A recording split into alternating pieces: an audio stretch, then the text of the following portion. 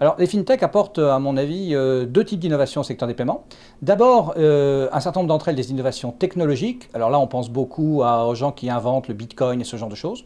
Et puis, beaucoup d'entre elles amènent des innovations plutôt marketing, c'est-à-dire réutilisent des technologies existantes, mais les packagent d'une autre manière et approchent le marché de manière beaucoup plus innovante, beaucoup plus proche du consommateur, beaucoup moins cher et beaucoup plus rapide.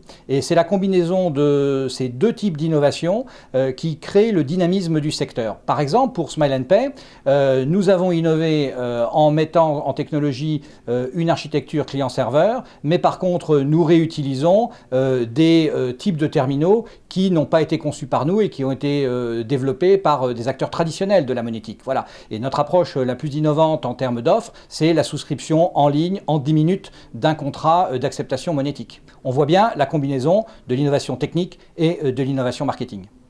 À mon avis, les banques pourraient siffler la fin de la partie dans la mesure où elles sont un acteur incontournable du marché des fintechs puisque ce sont souvent des fournisseurs des différentes fintechs. On ne peut pas aujourd'hui être une fintech sans avoir des accointances avec la communauté bancaire. Nous utilisons un grand nombre d'infrastructures, les réseaux de compensation, les réseaux de cartes bancaires.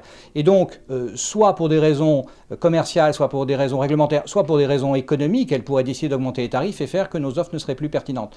Maintenant, est-ce qu'elles y ont intérêt? Ça n'est pas certain. On a deux types de banques qui interviennent sur le marché. Des banques, on va dire, plus traditionnelles qui considèrent qu'elles ont vocation à réinternaliser les innovations des fintechs pour avoir une offre globale. Et puis, à contrario, d'autres qui, au contraire, essayent de s'appuyer sur un écosystème de fintech et de partager avec elles leurs innovations. Donc, je ne suis pas certain que c'est les banques qui fixeront l'avenir des fintechs. Peut-être sera-ce le régulateur, par exemple.